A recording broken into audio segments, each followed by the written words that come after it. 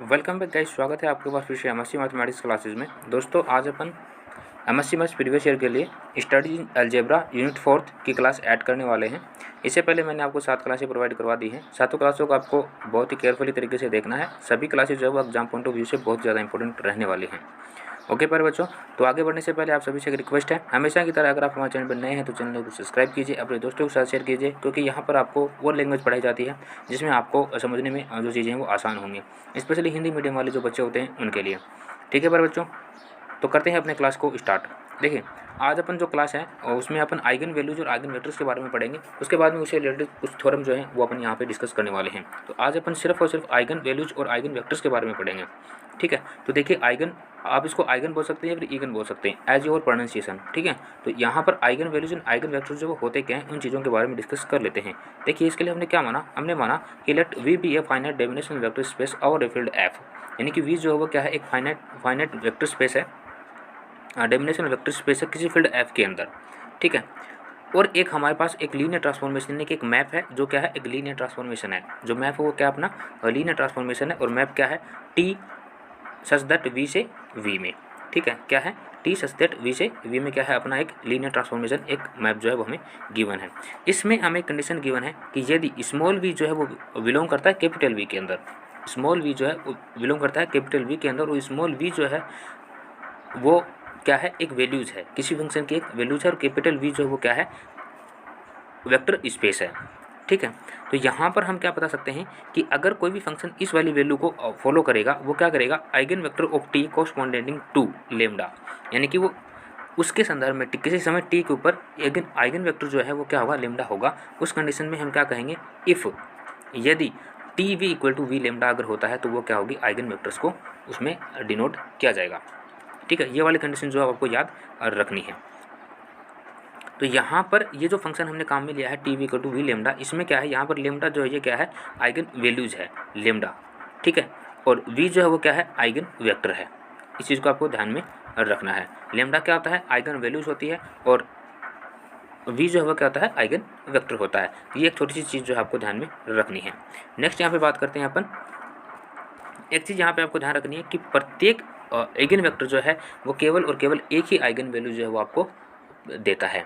प्रत्येक eigen vector जो है वो क्या करता है, एक ही आइगन वैल्यू जो है वो देता है। कैसे देता है उस चीज़ को यहाँ पर अपन डिनोट करेंगे। तो इसके लिए हमने देखिए क्या क्या किया, इसके लिए हमने क्या कि लेट इफ़ पॉसिबल, यदि हमने माना कि अगर ये पॉसिबल है, ये वाली कंडीशन पॉसिबल है कि अगर स्मॉल वी जो है वो बिलोंग करता है आइगन वैल्यूज के अंदर, सॉरी आइगन वेक्टर वी के अंदर, तब to be eigen vectors of T corresponding to eigen values of lambda 1 and lambda 2। ये हमने क्या माना, लेमडा 1 लेमडा 2 ये क्या माना, आइगन वैल्यूज को माना। ठीक है, तो यहाँ पर हमारे पास कंडीशन क्या बनेगी, T we equal to lambda 1 V और T we equal to lambda 2 V. ऐसा क्यों हुआ, ऐसा आइगन वैल्यूज की वजह से जो है हमारे पास यहाँ पर ऐसा होता है।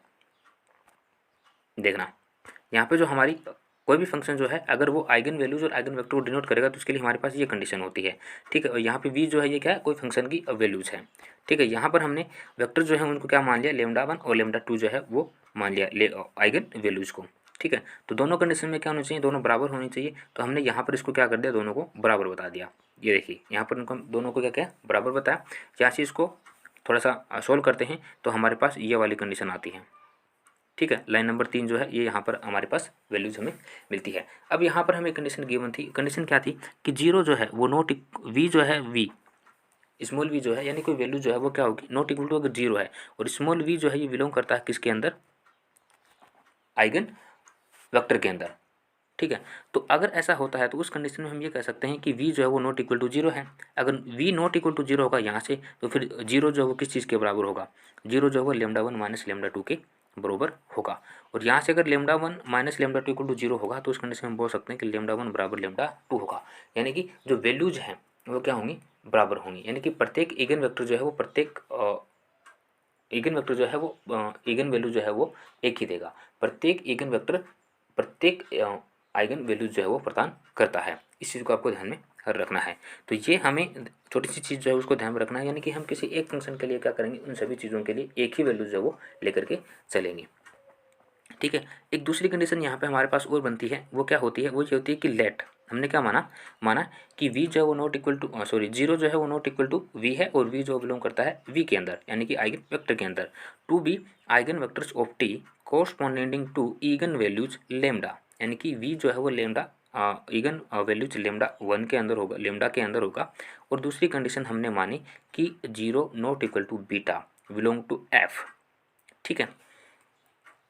Then beta v is also eigen vector of t corresponding to eigen values lambda, ठीक है। तो ये वाली कंडीशंस भी हमें याद रखनी है, यानी कहने का मतलब ये है कि हमारे पास जितने भी फंक्शन होंगे वो उस आइगन वेक्टर के अंदर अवेलेबल होंगे जो बिलोंग करेगा आइगन वैल्यूज लेमडा के अंदर, ठीक है। कितने भी फंक्शन हो वो उसके अंदर बिलोंग करना ज़रूरी है।